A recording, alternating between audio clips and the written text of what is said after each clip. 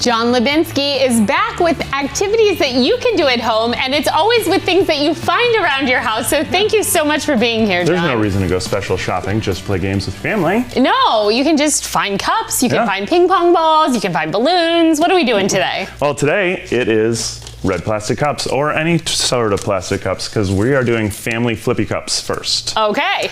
Twist on a classic adult party game. Okay. But it is family friendly, and it's going to get you moving. Oh, great. Because you need a big enough space for this one. Maybe a garage or a backyard if it's nice enough outside. Okay, and it is getting nice, so this could be an outside summer fun game. So the goal is you're going to put your cups a distance away, so you have to run and get them. I see. Okay, but we're not going to do that right now. We're just going to have them stacked on the corner. It's like, have you ever played the game Running Charades?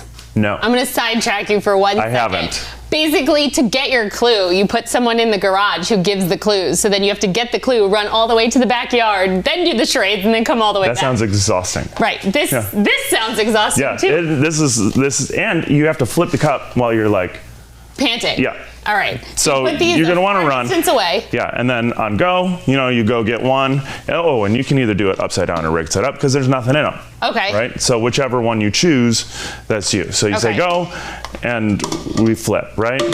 Oh, wow, look at that. That was impressive. And then I got my other one, and you can either do this. Mine's marked. What does that mean? Oh, don't worry about that. Is that for a different game? Don't worry about that. Oh, I did it. All right. That was the special cup.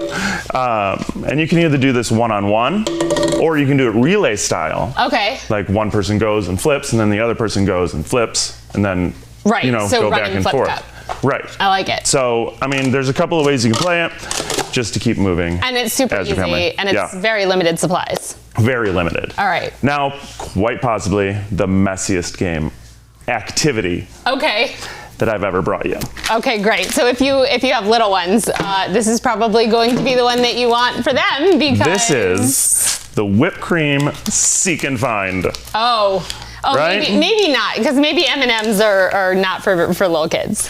So put your however many M&Ms on the plate. Okay. Then you just cover them in whipped cream. Cover it in whipped cream.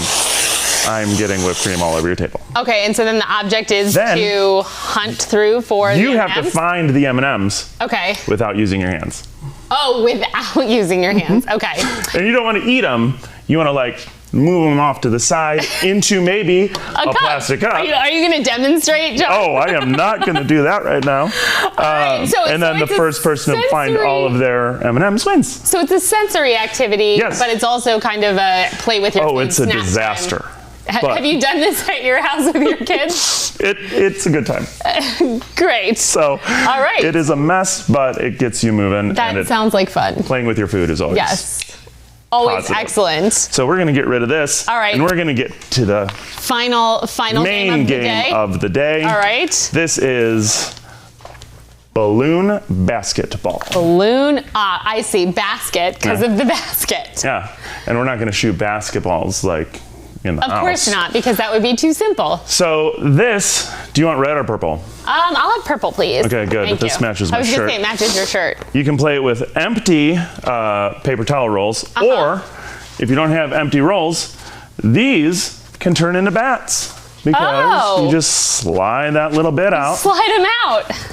And you get a little, a little hitting stick here. There we go. See? That's cool. You got a handle, and you just don't hit each other. Even if you do, it's not going to hurt. Well, it could be Rock'em Sock'em Robots, right? Or American Gladiators. Gladiator.